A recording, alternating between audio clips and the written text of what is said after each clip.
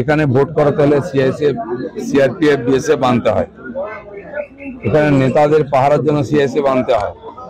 আজ অস্ত্র উদ্ধার করার জন্য কমান্ডো নামতে কোথায় পৌঁছেছি আমরা? পশ্চিমবাংলায় পুলিশের কোনো কাজ নেই, সমাজ বিরোধীদের এমন দাপিয়ে বেড়াচ্ছে, পুলিশ আধা মিলিটারি ঢুকতেই পারবে না, সেখানে কমান্ডো আনতে হচ্ছে। তাহলে এই নেতাদের বাড়িতে ঢুকতে গেলে কি করতে হবে? আমার মনে হয় আর্মি নামাতে এরকম অবস্থা। পশ্চিমবাংলাকে সন্ত্রাসবাদীদের গড় তৈরি করেছে, যারা লুটেরা দুর্নীতিগ্রস্ত তাদের হাব বানিয়ে ফেলেছেন, সারা দেশে সন্ত্রাসবাদীদের সেন্টার বানিয়েছে। এ রাজ্যে অস্ত্র উদ্ধার করতে গেলে কমান্ডো নামাতে হচ্ছে, ভোট করার জন্য সিআইএসএফ সিআরপিএফ বিএসএফ আনতে হচ্ছে। পশ্চিমবাংলায় পুলিশের কোনো কাজ নেই, পশ্চিমবাংলাকে সন্ত্রাসবাদীদের গড় তৈরি করেছে। দুর্গাপুর পূর্ব ও পশ্চিম বিধানসভায় একাধিক কর্মসূচি নিয়ে শনিবার সকালে দুর্গাপুরের নিউ টাউনশিপ থানার অন্তর্গত এবিএল এর মাঠে প্রাতঃভ্রমণ এবং স্বপ্না মার্কেটে এলাকায় চা চক্রে অংশগ্রহণ করে দিনের শুরুতে এমনই বিস্ফোরক উক্তি করেন বর্ধমান দুর্গাপুর লোকসভার বিজেপি প্রার্থী দিলীপ ঘোষ।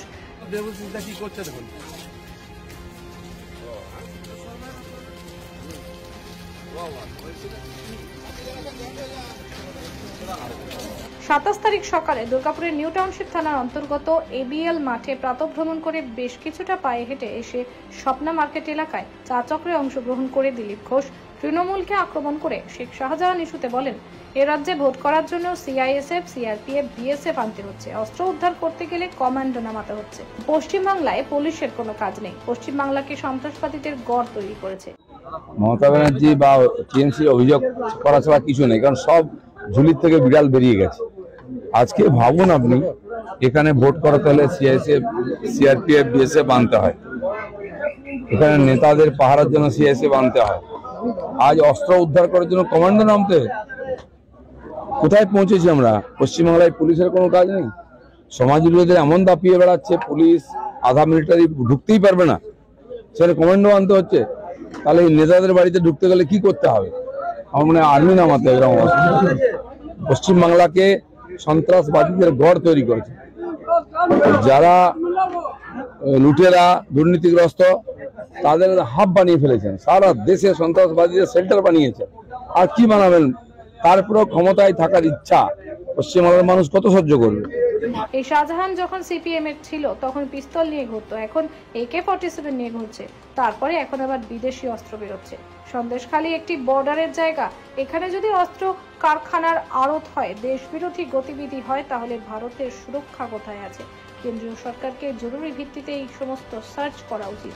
যে 200-250 জন ইডির ওপরে হামলা করেছিল সব সন্ত্রাসবাদী, এদের জেলে ঢোকানো উচিত। একটা সময় শাহজাহানের কর্মচারী ছিল রাজ্য পুলিশ, অভিযোগ নিত না পুলিশ। রোহিঙ্গাদের শাহজাহান নিয়ে আসতো বাংলাদেশ থেকে, এরপর এলাকায় খাইয়ে পরিয়ে ক্যাম্প বানিয়েছিল এই শাহজাহান, আর এই ক্যাম্পের খরচা জেলা পরিষদ দিত। আমি বলেছিলাম আগেই যে এই শাহজাহান যখন সিপিএম এর ছিল পিস্তল নিয়ে ঘুরতো, এখন AK-47 নিয়ে ঘুরছে। এখন তো বিদেশি অস্ত্রও পাওয়া যাচ্ছে। একটা বর্ডারের জায়গা, একেবারে বাংলাদেশের বর্ডার, সেখানে যদি এরকম দেশ বিরোধী গতিবিধি হয়, এরকম অস্ত্রের একেবারে আড়ত হয়ে যায়, তাহলে ভারতের সুরক্ষা কোথায় আছে? কেন্দ্র সরকারকে জরুরি ভিত্তিতে এই সমস্ত সার্চ করা উচিত। এবং যত ওখানে ওর সঙ্গে সঙ্গে লোক ছিল, এই যে 200-250 লোক যারা ইডি অফিসারদের অ্যাটাক করেছিল, সব কটা সন্ত্রাসবাদী, সব কটা জেলে ঢোকানো দরকার। ওটা তো ওর বাড়িতেই থানা, ওটাই সব পুলিশ। আর কি, পুলিশ তো ওর কর্মচারী ছিল, যা বলতো তাই করতো। একটা FIR নেয় না ওখানে এত অপরাধের। দেখুন, রোহিঙ্গাদেরকে শাহজাহান নিয়ে আসতো বাংলাদেশ থেকে, তারপরে ওখানে খাইয়ে পরিয়ে রেখে ক্যাম্প বানিয়েছিল। আমরা বারবার বলেছি, সে ক্যাম্পে থাকতো, ক্যাম্পের খরচা জেলা পরিষদ দিত। ওরা সবাই ওখানকার পঞ্চায়েতের সদস্য, জেলা পরিষদ সদস্য, তার খরচায় ক্যাম্প চলতো। তারপরে গাড়ি করে, ট্রাকে করে রোহিঙ্গাদের সারা দেশে আর এখানে বসিরহাটে নিয়ে এসে ট্রেনে চড়িয়ে সারা দেশে পাঠাতো। এটা বছরের পর বছর করেছে। সেখানে সবই বিদেশি যোগ, আন্তর্জাতিক চক্রান্তের একটা আড়ত ওখানে। দুর্গাপুর থেকে Chanchal Chowdhury report, canvas time.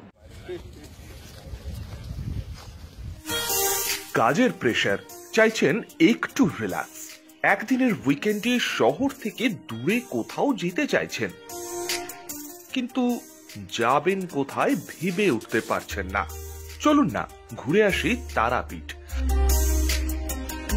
আর তারাপীঠ মানেই মধু মমতা হোটেল অ্যান্ড রিসর্ট, যেখানে গেলে আপনার মাইন্ড একদম ফ্রেশ।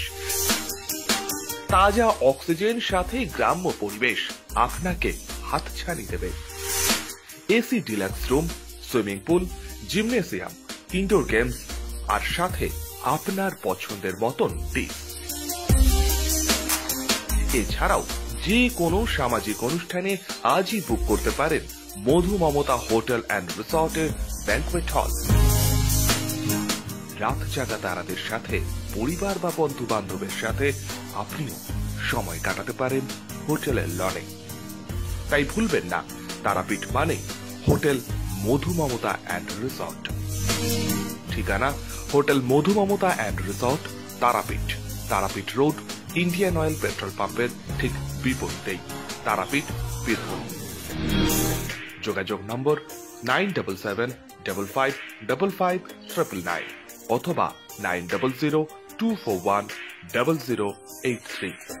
বীরভূম মানেই তারাপীঠ, আর তারাপীঠ মানেই মধু মমতা হোটেল অ্যান্ড রিসর্ট।